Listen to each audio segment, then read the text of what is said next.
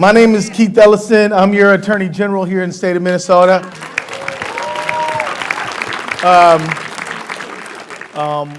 What I'd like to do is ask our panel to sort of offer some off-the-cuff reflections, candid kind of reflections, talk about their work a little bit, and then I got a few questions for them, and then we'll get it right to you. Plan? All right. Yeah, that's a good one. Okay, let's hear that. So why don't we just go through an introduction with a few reflections, and then we'll get to some questions, and we'll get to the audience. Let me just start with you, Jerry. Jerry Blackwell, lawyer here in town. Both of my parents are from the South, same as Keith, South Carolina and Georgia. Was just down at the Equal Justice Institute in Montgomery about 2 weeks ago. And it's just incredible. When I watch the film, it's hard to really define the words for the spirit, the compassion, the conviction that Bryan Stevenson had to stand up in the face of that kind of injustice and inequity. And frankly, it makes me think I should do something different more as a lawyer myself. Well, let me just say, Jerry's a little bit modest. He is one of the finest trial lawyers in the state of Minnesota. That's absolutely true. Many of you know that directly. But not only that, he hasn't been satisfied with just being successful in the courtroom. He's actually making major investments of time and resources into bringing the story of the Duluth lynching to light. He's doing that right now. So thank you, Jerry, for that work. Thank you, Keith.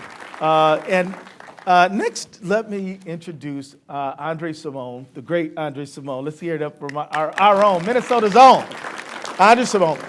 And Andre, many of you know him as a gifted musician, and he certainly is that. But I want you to know that Andre comes from a justice family. His mother, Bernadette Anderson, fought for justice on the North Side for people. Who remembers Bernadette Anderson? Yeah, put your hands together for Bernadette. She was awesome. But Andre's brother and I, Sonny Anderson, worked together for years and years at the Legal Rights Center. And Sonny was the real beating heart of the Legal Rights Center as he investigated cases day after day after day, fighting for justice for people. Andre, any reflections you want to share with us? You know, that was a powerful movie, first of all, first and foremost. I think what it shows is, and first I have to say that for people like myself, artists, entertainers, I think if you have any kind of a platform, you need to speak out, because we're in a place now where people have to get involved. You have to get involved in your community, because I think a lot of people don't understand what's going on. Right. You know, I think they don't understand what the process is, the system is. You know, and you see that, and that's a system of injustice. Yep. You know, and so I just, you know, I think a lot of communities in this city are uncomfortable with black culture. You know, and they think black culture is intense, and it is. But you got to ask yourself why. And with a movie like that, you see why black culture is so intense, and people want to carve out places where they gentrify, you know, and you know, change communities and try to get people to go that way, and so they can have a life that suits their personal taste. And things that are uncomfortable, they want to put that somewhere else. You know, you can't do that. Yeah. You can't run from evolution. That's right, bro. You can't do that. So I just want to say, I mean, it was a great, powerful movie. It touched me. And, you know, you were saying your families are from the South. My family's from here. Yeah. You know, my mother's from Minneapolis. My father's from Fergus Falls. Fergus Falls. You know, our family has been here for a long time. And, you know, it is. I mean, and I take pride in that because, you know, I think a lot of times, you know, when you were born and raised in Minneapolis amongst everybody, you've seen this evolution. You've seen these changes. You've seen people come from different places, you know, and try to acclimate, you know, and, you know, it's just interesting for me. I mean, because I live in California right now. So it's even more of a stark reality when you go back and you go to a big city like that. Then you come back to the Twin Cities and you see how much it either has changed or it's devolved as opposed to evolved. You know. That's my word. No, absolutely. And I want to say, you know, if you have it in your heart, you know, I want you to just recognize who just spoke up. That's Philando Castile's mother. Okay? So we need to say a prayer, and I do. And one of the songs on my album was based off of a situation that happened here in my hometown, you know, that makes no sense. Okay? I'm going to pass it on. Thank you. And Valerie, thank you for coming. I got to get a new prescription because I didn't see you back there. But Valerie Castile, everybody, who, look, let me just tell you, Valerie, nobody would blame Valerie if she just grieved the loss of her boy. But she has not stopped grieving like any mother would be allowed to. She has gotten on the forefront of justice and has been out there speaking out. Valerie Castile, everybody, thank you very much.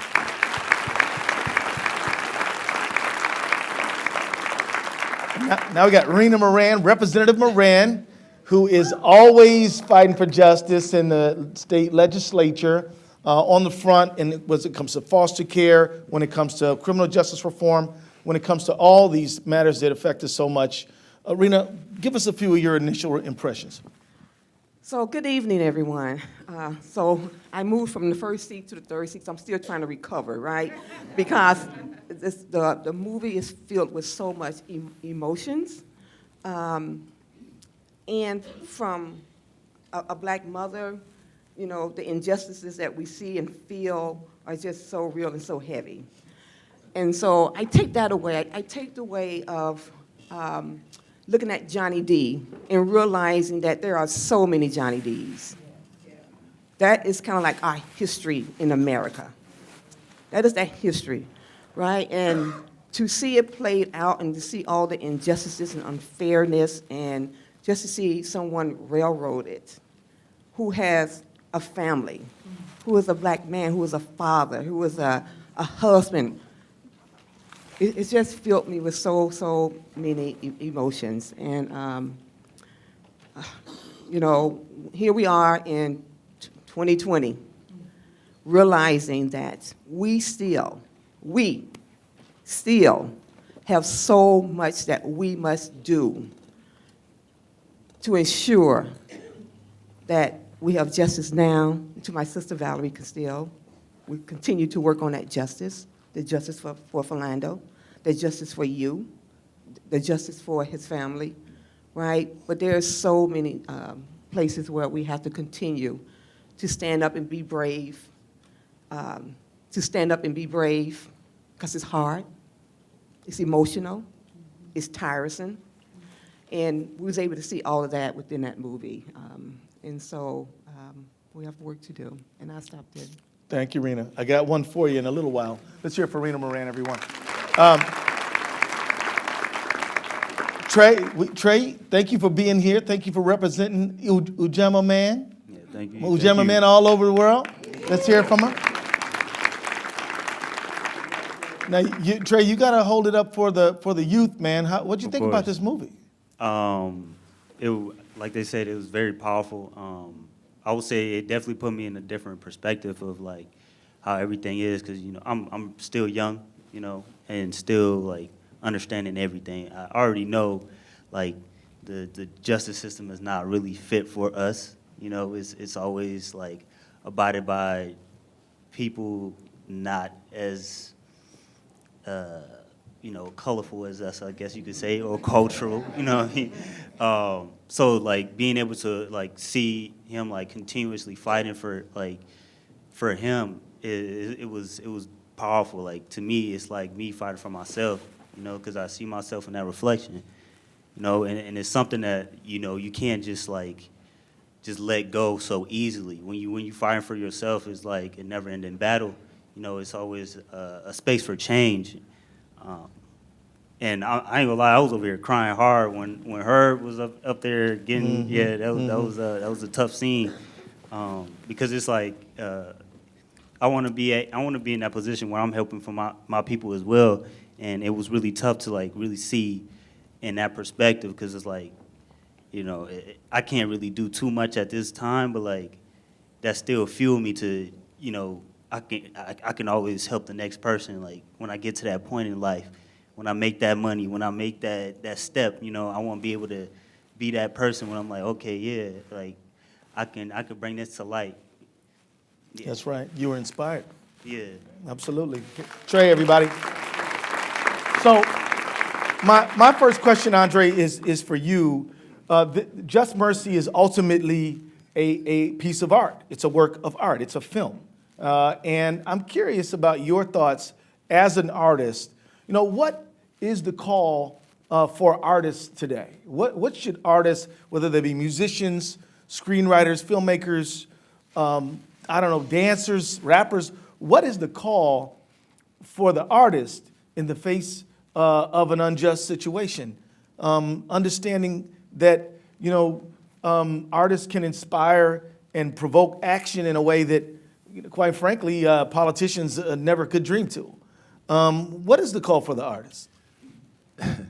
There's so many calls. I mean, first of all, let's start with some of the things that I'm participating in, and that's, you know, coming back to your community, getting involved, speaking to young kids, and if you've got the financial ability to, you know, put back into some of these systems that the system took out of the schools that initially had programs for music, programs for art, and things of that made, I think people like myself and like Prince, that's how we were able to be successful. Sure. Because there were music programs that, you know, a lot of schools don't exist now. So in essence, if you were dealing with what's going on right now, there would be no me, there would be no Prince, there would be no Jimmy Jam and Terry Lewis, and whatever revenue they bring into the IRS in Minneapolis wouldn't exist. Right. So, you know, I mean, so you're dealing with that. The other thing is, I think as artists, you have to reach outside of yourself, and you look at films that are, I guess, culturally motivating. You know, and you think of the films that define culture, like Boys in the Hood or Juice or Menace to Society, and you see what they, you know, what they brought to a community. Sometimes, and that's great if there are other films to sort of combat that, you know, but they're basically so often are not.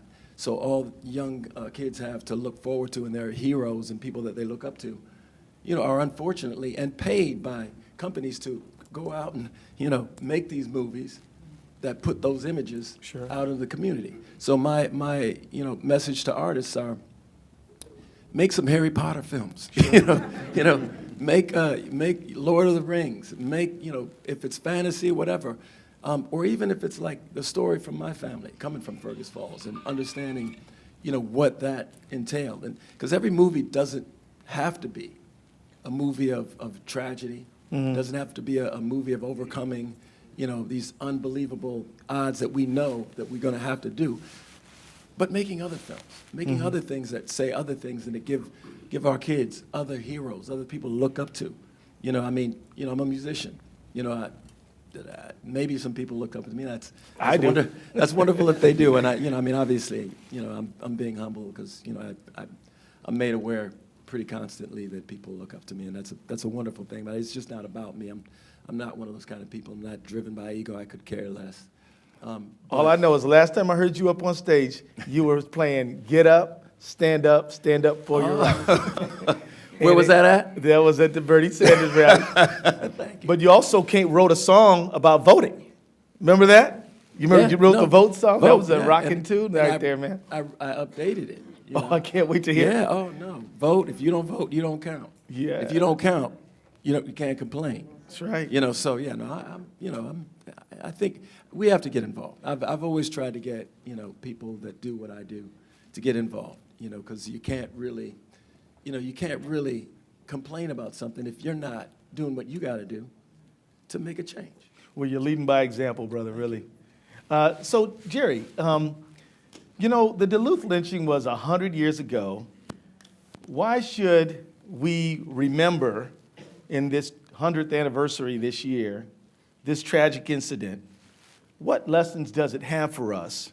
And why have you been on the forefront of trying to bring a pardon on behalf of Max Mason, who wasn't lynched but was wrongfully convicted back so many years ago in connection with that tragedy that occurred in Duluth? Why is this something that we need to deal with right now? And can you tie it into just mercy? Let me first just make sure everybody knows what happened and what we refer to as the Duluth lynching. On June 15th of 1920, there was a circus that was traveling through Duluth. There was a young white woman who claimed that she was gang raped by a number of the members of the circus, all young black men in the early 20s. There were 3 of the black men who were jailed in Duluth, and on that particular night, 10,000 Duluth residents gathered. Now, it's a town then of only roughly 50,000. 10,000 showed up for what they called a necktie party, and engaged in what's referred to as an exhibition lynching. That means it was an exhibition. They all showed up to watch it. People took pictures, smiling, grinning, brought kids, and so on. They broke into the jail, dragged out the 3 African American men, tortured them, murdered them, right on the downtown Duluth off a lamppost. Then they posed for photographs and made postcards of it. There were a couple of other black men who had been taken to a different town, so they weren't lynched. But if you get this, there were 10,000 witnesses to this, and not one person was charged with the murder or the lynching, although there were 10,000 witnesses to it. The only person who was charged and convicted of anything was another black man. His name was Max Mason, who was charged, tried, and convicted of the rape that didn't occur, and was sentenced to 7 to 30 years in prison. And so he served 4 years in the Stillwater prison before the trial judge who oversaw the case sought to intercede to have him paroled because he never felt the evidence was strong enough to have convicted the man in the first place. Now, why didn't the judge take the case away? There are all kinds of questions about rule of law in this. So he was then released from the prison after having served several years on the condition that he never returned to the state of Minnesota. Although he was it's widely accepted that this was a fictitious, made-up, non-existent rape. So we are seeking a pardon of Max Mason before the pardon board, and have already gotten through the first rung and the first step of that. The first time anybody would have sought a posthumous pardon for anyone in the state of Minnesota, so that's somewhat of a challenge. Max Mason had sought a pardon at the time and was turned down by the pardon board. So we had to essentially get leave even to seek this pardon from the pardon board, which General Ellison is a member of, as is Governor Walz and Chief Justice Gilday from the Supreme Court. So our next step was going to be to submit the full pardon application by January 17. So this has everything to do with issues of equal justice, issues of rules of law, and for me, I take it all back to slavery. And if you get nothing else from anything I say tonight, is to understand the relevance of the Duluth lynching, just mercy, how all of this relates back to things that emanate from the period known as slavery. And I'm not just talking about the gnarly, iniquitous, ugly tree that was enslaving people, the torture, the rape, the murder, etc. I'm talking about the roots of it, from which this ugly tree grew. Those roots have never been dug up. They've never been killed. They have managed to bear strange fruit in every single generation.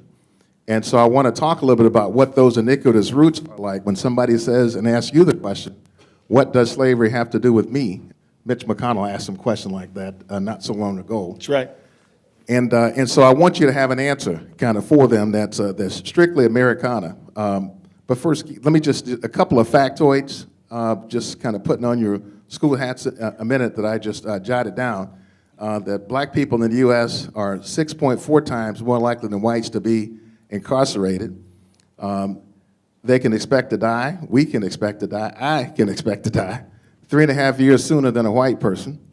1 in 3 black male babies born that were born in the last century could be expected to be incarcerated. Black men are 8 times more likely to be killed by police than whites. And so these kinds of disparities have always been there. But But here are like 4 of those roots when I talk about where this all comes from. And number 1 is the sense and run the rubric of white supremacy that there's a right to exploit persons of African descent to benefit whites economically or politically. The sense of entitlement of unequal rights as between blacks and whites. And that shows up not only, as we know, in enslaving people and the 3/5 compromise that was baked right into the Constitution, but you can bring a lot of this stuff forward today and look at what we see even today. When we see the disparities that exist, whether it's in the mass incarcerations that we see today, I don't think anybody doubts for 1 second that if we knew that 1 in 3 whites were likely to be put into prison for just being white in America and being born here, that the entire democratic experience in America would end in about 14 days, were that the case. But we see the mass incarcerations, the healthcare disparities, voter suppression and gerrymandering are another way of attempting to control. And then the whole issue of the redlining that took place, that first creating the so-called black ghettos, and then under-investing in them, and then blaming the people who live there for them, which still kind of goes on today, and versions of convict leasing. My family was enslaved on a plantation in northeast Georgia, in Hartwell, Georgia, which for some who think slavery ended in 1865, there was still slavery being practiced there into the 20th century. Hundreds of people were enslaved in Hartwell and across the river in Anderson, South Carolina. And you can read the biography of one of those, Robert Sadler, where he talks about what that experience was like. Daddy grew up as a sharecropper there and talked about there were people up on horses having to pick cotton, and some of them, he says, were slaves, and read about them. So the whole issue of sharecropping, convict leasing, the whole peonage system where you had these vague laws that are created for rounding up overwhelmingly black men and then leasing them out to private corporations for money. And the corporations would then take out insurance policies on them so that in the event they work them to death, then the corporations get paid, not the families. And so this is another part of history not told, but anyhow, this convict leasing takes place even today with the mass incarceration that takes place. So you got the economic exploitation. Another one of the ugly roots is the use of just abject violence. The belief that you have the right to mete out this kind of violence on people of African descent, overwhelmingly men. And again, that goes back not just from lynchings, but we see it all the time in the white police violence and then the rate of the acquittals and the disparities, the absolute harshness, the lack of empathy at every stage from arrest to charging to convictions and then even to sentencing. And we all know about the disparities between what we saw on the war on drugs in the black community, and we compare that to opioids and meth simply being a health crisis that needs a health reform. But it has its roots going back hundreds of years to roots that informed enslaving people. So just one more. And it is the creation of what I would call myths, normalizing myths, to make things that are abnormal, unusual, wrong seem normal. The race and racism you see in the newspaper every single day in one form or another, but it's so commonplace that you almost don't even see it because it is so common. But it's the numb sensibilities. They create these myths, whether it is the happy slave that we all knew about, separate but equal was a myth, manifest destiny. I was taught in school as a good student too, so I knew how to say that it was God's will that America should span from coast to coast, and that justified what happened to the indigenous folks and whose lands were taken and whose lives were taken and whose land was taken. Colorblind meritocracy and black on black crime is raised as one of these myths to excuse forms of white racism. And ones I hear now all the time, similar myths, is the myth of denial. It's always understood you're supposed to deny. Deny that the Civil War was fought for slavery. Deny that even statements like, from our president to the 4 congresswomen of color, go back to the crime-infested place from which you came. Then he turned around and said, there's not a racist bone in my body. Obama, go back to Kenya or wherever, said the Republican from North Carolina, and then he turned around and says, there's not a racist bone in my body, because it's understood to deny.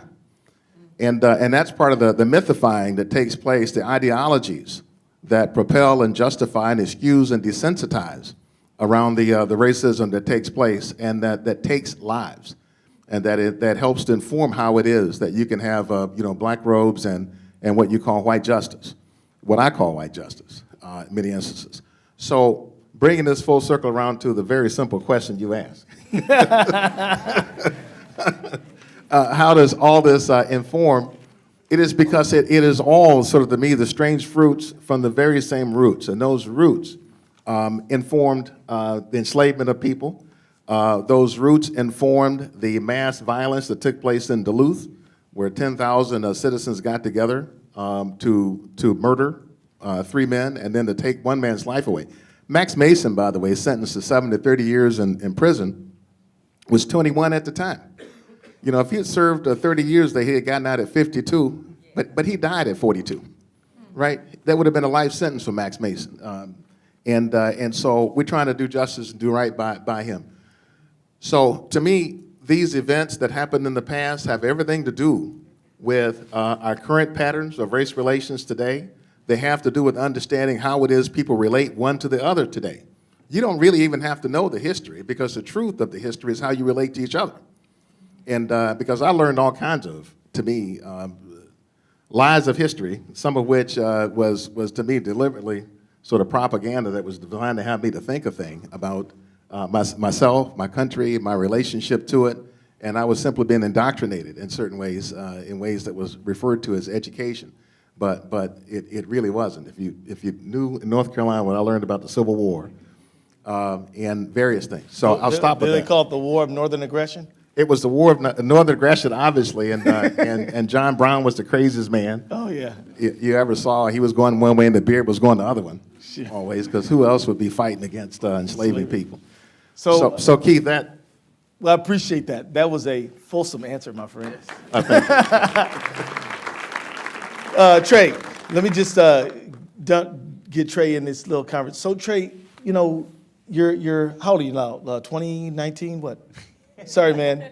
Forgive me. I appreciate that. I'm 25. Though. Okay, 25. Good. You look great. My question to you is this. Talk to us a little bit about what you believe your generation's call is. A little similar to what I asked Andre. Your generation is being handed a baton. You all are being asked to pick up the mantle of equal justice, of liberty and justice for all. How do you feel you guys are doing? And what would you say to all of us who might be in a generation ahead of you and to your peers? I would say for our generations, we're fighting the war kind of differently than generations before us. We're trying to fight it in a way because I'm actually an artist as well. Okay, so good. I do a lot of business with a lot of colored individuals, blacks, Asians, whites, and then we trying to build our community in a way where everybody just making money, because statistically speaking, we don't really fluctuate our money in our community that too well. So we're trying to build a foundation where we're able to have that Build prosperity. Yeah, exactly. Yeah. So being able to do that as well, and then people are fighting in different ways as well. So that's a plus, because I know people that's also in the political field as well that's speaking upon the same thing as what was happening in the movie. And then, you know, as an artist, I like to speak upon what things are happening in my view, and take notice to people that's watching what I'm doing.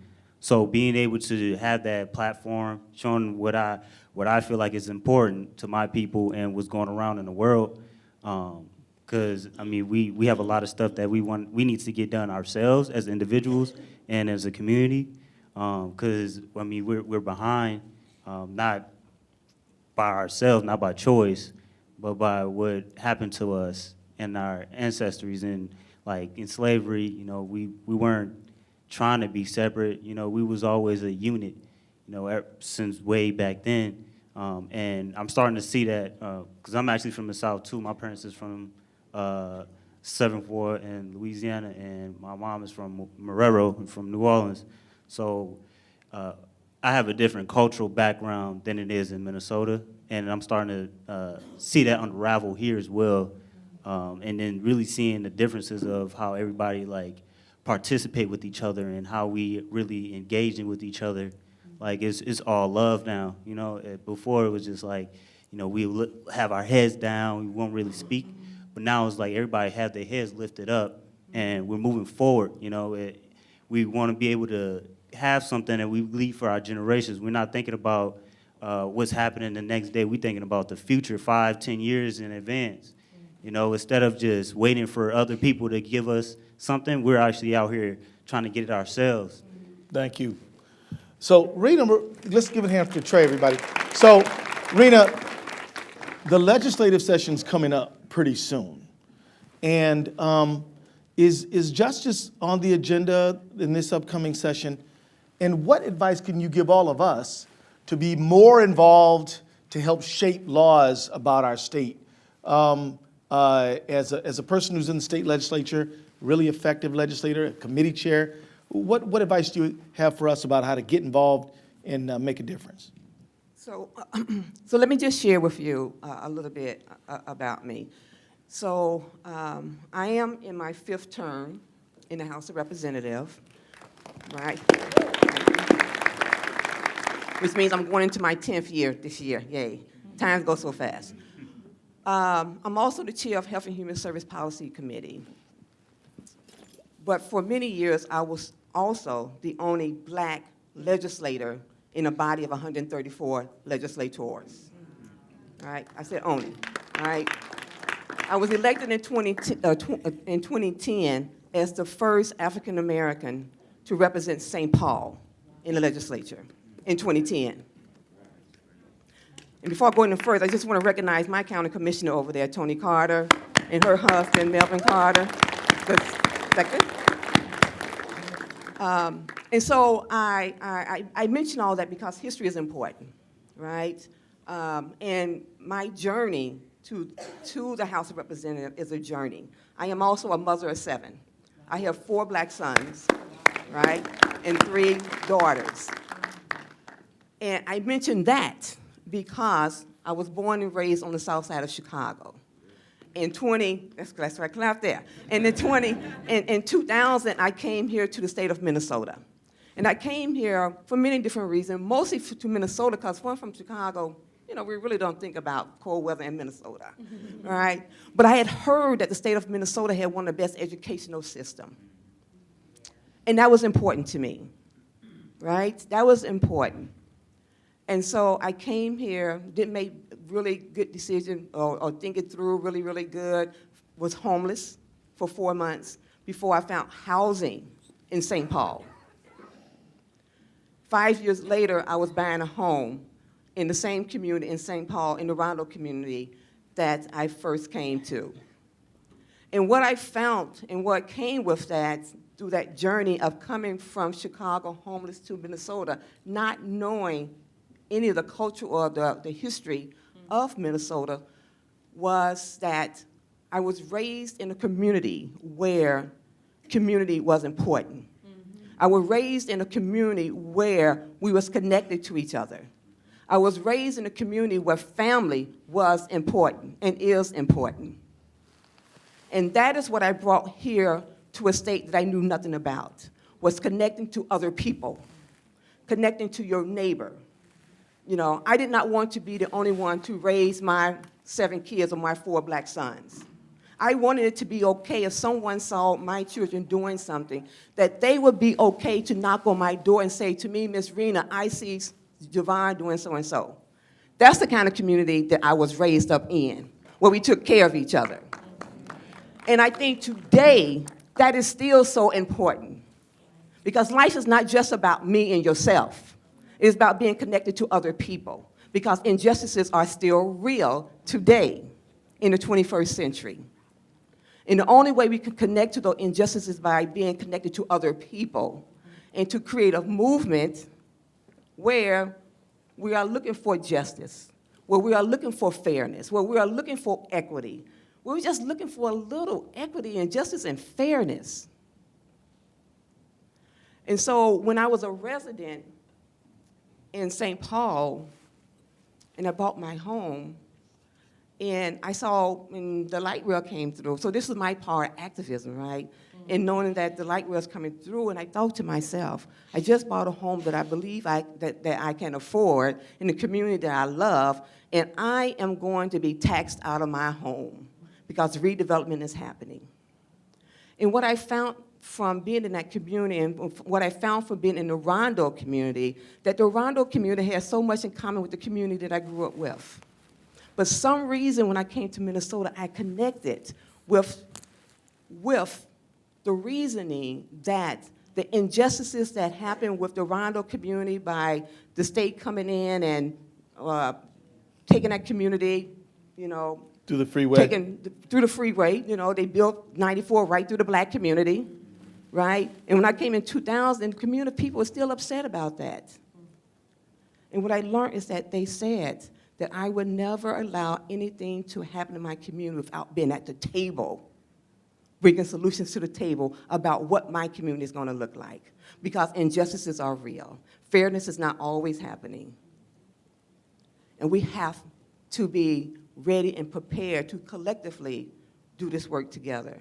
But I also found that I was organizing around this, and the other, and so many other people was organizing too in the Rondo community, which is why I love that community. We're fighters. And one day, it happened to me to say, if I have to continue to fight this fight, how do I really want to fight this fight? Because as I became connected and connected to so many other things, from, you know, a bunch of nonprofits, from a political organization, is that as a black community, we were and we are always fighting for something. And the thing that kept resonating with me, it was like the laws and the policies and the practices continued to keep our people in a place. Whether it was redlining, whether it was the inequities in the school system, the unfairness in our school system, wherever that may be, to me it was really clear that it was policies that somebody was creating that was keeping us in a place, who had the power to make you stay in your place. So I became a legislator. Never thought, I'm not political to this day, right? And never thought I wanted to. I'm not a politician, you guys, right? But I want you to know the importance of community being connected into a political process. Because someone has a worldview that they're bringing to the table around decisions that's going to impact your life. Someone whose worldview may not be connected to your worldview. And often I found myself in the legislature and how I saw solutions or the problems or the issues were different from my colleagues. How I saw the solutions were different from my colleagues, only because my worldview and how I saw the issues that had been impacting our community were different. The solutions were different. And so I say all that because justice and mercy is not a given. It is not a given. And you, and each one of us here, as much as I hear we all say how much I hate politics, that's the first thing I hear mostly especially when I talk to my black sisters and brothers, that we just hate politics, right? It's like, somebody else got to do that. Those things are impacting our lives. And if you don't have to run, but you need to be talking to your legislator. You need to be talking to your county commissioner. You need to be talking to your mayor. You need to be talking to your city council. You need to be talking to them. You have to. Your worldview is important. Your experience, those who are being impacted by issues, are those who need to be at the table solving the problems. Thank you. Right? All right, So- good. One quick question. So, yeah, let me let you get in, Andre, but I got to ask you this real quick. There is a proposal to cap probation at about 5 years. I hear now that there's a supplemental proposal to flex that out and give judges the authority to change it if it needs to be. Is that going to happen, or what do you know?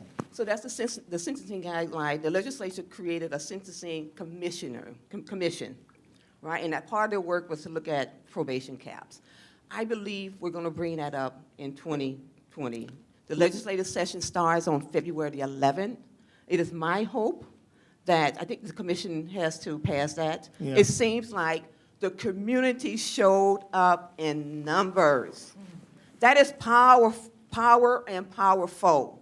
And I believe because the community did show up, it helps to influence people's decisions. So is 40 years probation ridiculous or what? 40 years, and we in the state of Minnesota is known for having, low incarceration rates. I wouldn't say low, but lower than some other states, but also very long probations.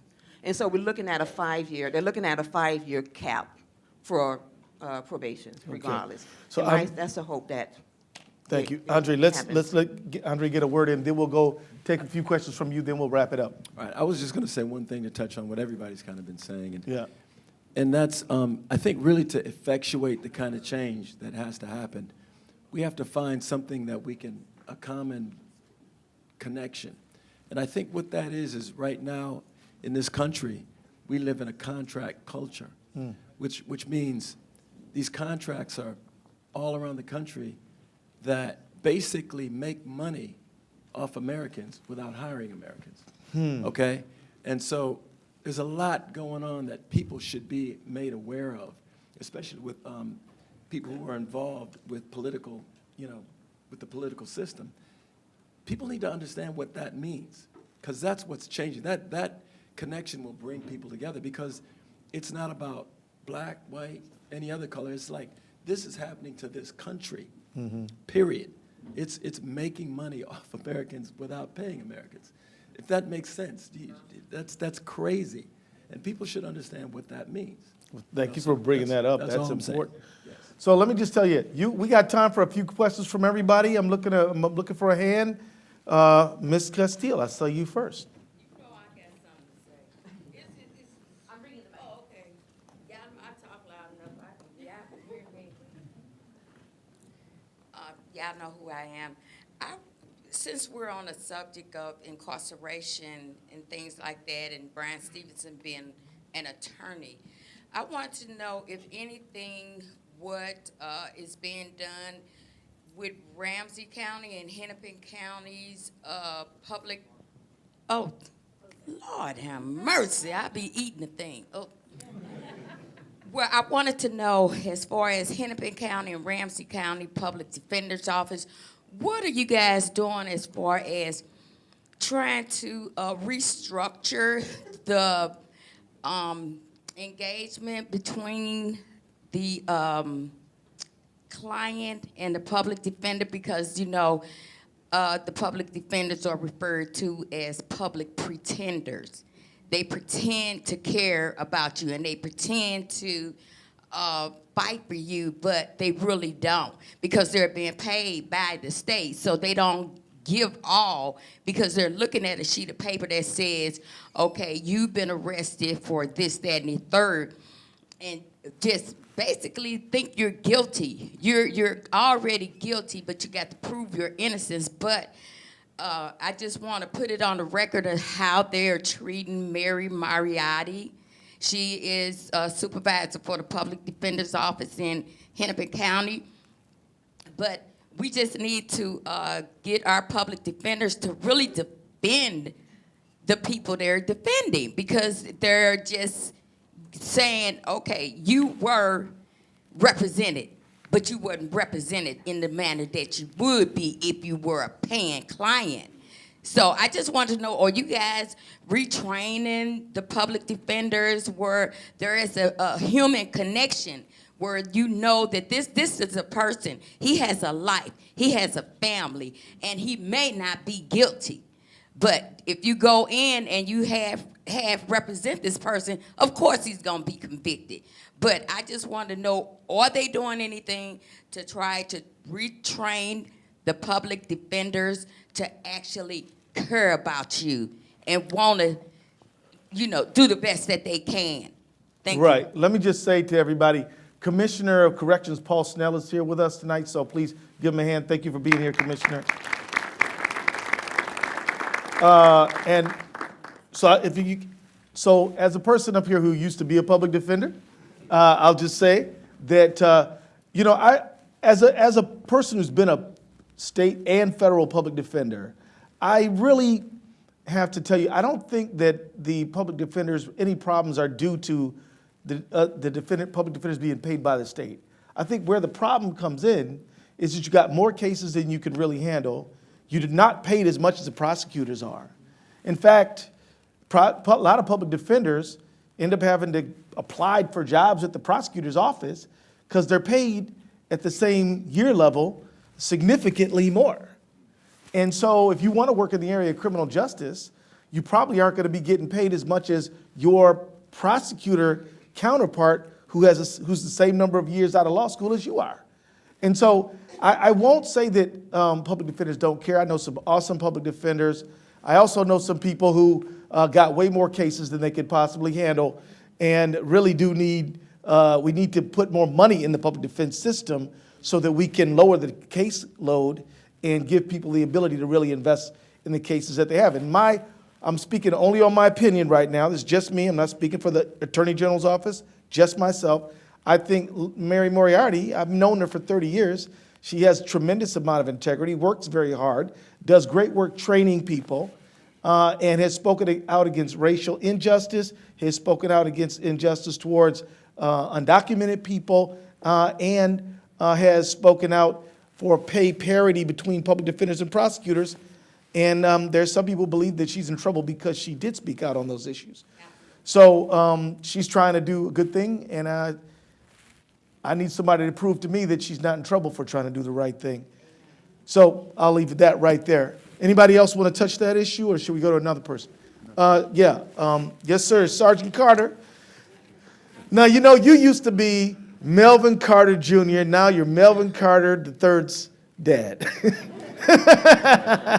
Let's hear it for the Carter family. Yeah. You have to, can you hear me? Yeah. Don't worry about it, Melvin, because I'm Jeremiah and Amira's and Elijah's dad nowadays. So. It feels like a measurement of success. I also have two beautiful daughters in the That's right. And I'm Tony Carter's husband. And so that's your highest honor right there. It really is. But I'm struck. I want to address a question to the attorney community up there. I'm struck by the fact that there was no level of physical evidence. I've been told that in order to have a conviction, there has to be some physical evidence. And I'm wondering, I've never seen any case where that's been true for any other communities where people have been convicted with no evidence. I have a dear friend right now serving life in prison and he's just finishing up for a crime that actually happened, but there's no evidence at all, no physical evidence. So, and now we're seeing men across the country being released from crimes that where they didn't commit it. So I would just like to, is that just a reality that the African American community has to face? I think it's a reality we may face more often than others, and testimony is considered evidence, right? So the fact that somebody gets on the stand and they testify to certain facts is considered evidence, and the jury has got to decide ultimately, A, who do you believe, or more accurately, have they proven their case beyond a reasonable doubt in a Specific to physical evidence. That's right, and you don't necessarily, the physical evidence, the absence thereof, may be the reason that jurors find that there is a reasonable doubt because you do not have physical evidence, but they don't have to. And so many cases come down to he said, she said, and who the jurors ultimately believe. And depending on who's on that jury, it can make all the difference in the world, and you end up having a conviction on stuff that's just flimsy. And the real problem in that trial was all the evidence that they kept out, all the evidence that they hid, and all the tampering of the evidence, so the jurors never got to hear or see the real evidence. But the idea of there being a conviction in the absence of physical evidence happens to me quite often, or at least to the extent there is any physical evidence, it doesn't go to the question that the jury is really deciding the case on. And that comes down to this person's testimony or these people's testimony versus others who are testifying. And so it does happen. And if you end up with the type of claim that can lend itself to thoughts of bias or prejudgment, all the more so if the jurors are going to be apt to believe that you resisted arrest because the officer said so, or in the case of the Duluth lynching that took place, the statement made by the young woman that she had been gang raped, she was examined by her own doctor within days of it, and he said if she was raped by 6 men, there should have been some evidence that could be seen and observed, and there was none. And nonetheless, Max Mason was still convicted. So it does happen. Well, you just saw the case of Curtis Flowers. Anybody familiar with Curtis Flowers? I mean, this guy had been tried 6 straight times, no physical evidence whatsoever, just testimony, and yet because of racist jury selection, ended up getting new trial after new trial, finally got exonerated and is now awaiting trial. No physical evidence, just testimonial evidence. Let's get one last one, then we're going to wrap it up. Young man in the red shirt, way in the back, you're going to have to talk loud. Hold on one second. Oh, we got the mic coming to you. Are you representing? Is that Howard University on your chest? HU! Hello, my name is David Edgerton III. I am a junior political science major legal communications minor at Howard University. All right. And Congratulations, on the way to law school. thank you so much. And as an aspiring black lawyer from Minnesota in the state with the second worst gaps in terms of racial equality and all aspects of life, especially education, and in a nation where only 5% of all lawyers look like me, how are you helping create a pipeline into the legal field for future black lawyers, and how can people like myself and the people in this room help that? Good question. You want to take that one, or should you want to start it?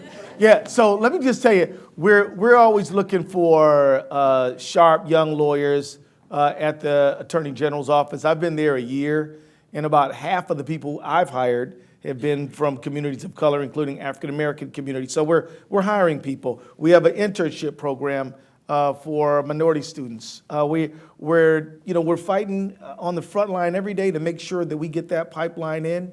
And I hope that you'll look at working at the Minnesota Attorney General's office maybe this summer.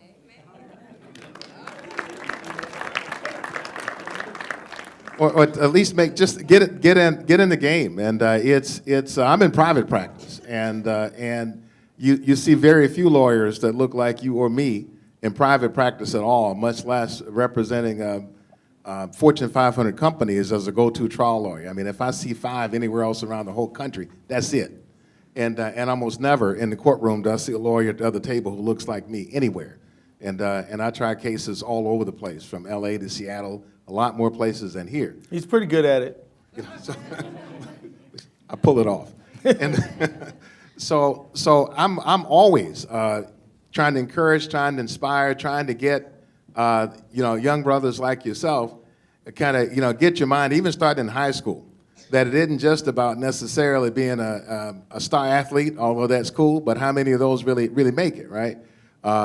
Or if you're blessed and talented and hardworking, like Mr. Cymone, you make it as an artist way, but how many Andre Cymones are there? And so I want There's just one, brother. Right. And so I've always, whether it's going into schools, trying to identify others to come to do internships in the firm, et cetera, trying to encourage others to get out and get in the game and consider it. And if you're going to be a lawyer, there are many, many types of lawyers other than entertainment lawyers or sports lawyers. You don't have to be one of those. That's fine. Don't get me wrong. I'm not throwing shade on it. But so much, that's what I hear kind of overwhelmingly, when there's so many different areas where we are underrepresented, that we need kind of more representation and more interest. And I'm really focusing on people, young folks, getting the fundamentals down, because there's no sense in you won't become a lawyer if you don't first succeed in high school, and then there you got to succeed in college and so on, to know that if it were easy, everybody would do it. So there's no getting around hard work, good quality, and on time. And anything other than that, you know, it's just not going to count because it's a hard gig. Hey, everybody, give it up for Trea from the Ujamaa Place, Rena Moran, Cymone, Minnesota's one and only, and Jerry Blackwell. Have a nice night. Thank you very much. General Ellison. And General.